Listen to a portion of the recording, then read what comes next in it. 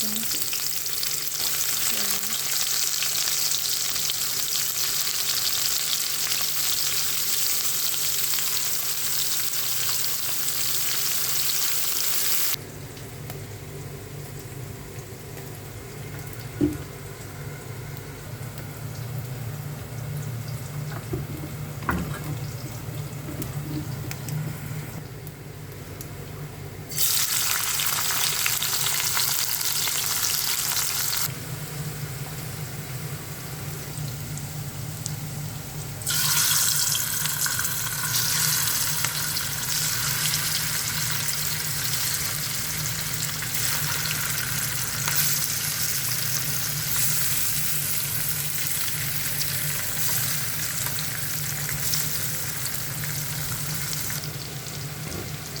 দিলাম লাউ শাক।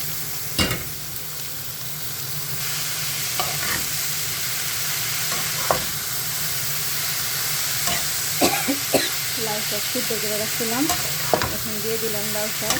লাউ শাকটা লেগে করে নিয়ে ফেলবেন।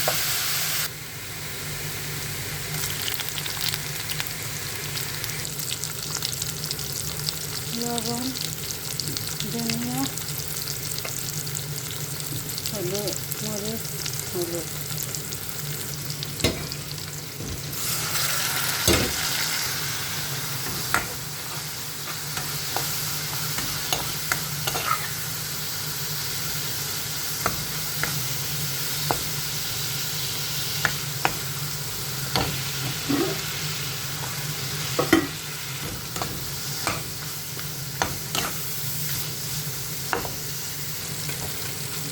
আলু কষানো হয়ে গেছে। এখানে আমি কাঠকচু সিদ্ধ করে রাখছি। এটা আমি ঢেলে দিই।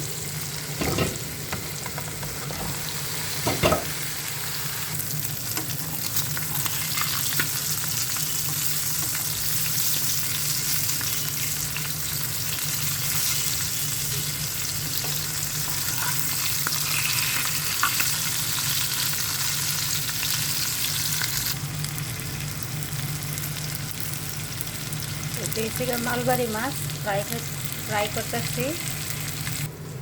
তরকারি কড়াই হয়ে গেছে। এর মধ্যে আমি দিয়ে দেবো কয়েকটা ধনিয়া পাতা, বেশি করে কচু শাক, কাঠকচু। এখন 5 মিনিটের জন্য ঢেকে দেব। এদিক দিয়ে আমার মাছটা ফ্রাই হয়ে গেছে, আর অল্প একটু বাকি আছে। সবগুলো মাছ আমি 2-3 বার করে উল্টাই দিচ্ছি। প্রায় শক্ত হয়ে গেছে। এই মাছ শক্ত করে ভাজি করে খাইলে আলাদা একটা স্বাদ লাগে। এই মাছ তো পাতলা ডালের সাথে আরও বেশি টেস্ট। আজকে ডাল রান্না করি নাই গা, কাঠকচুর শাক রান্না করেছি, আপনার লাউ শাক রান্না করেছি, আর মাছ ভাজি করছি।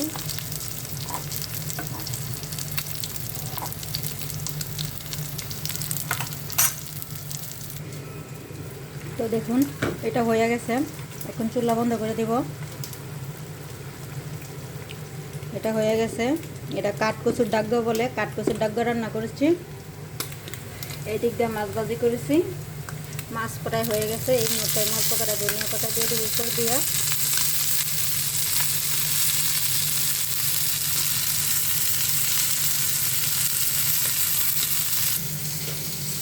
এদিক দিয়ে আমি লাউ শাক ভাজি করছি,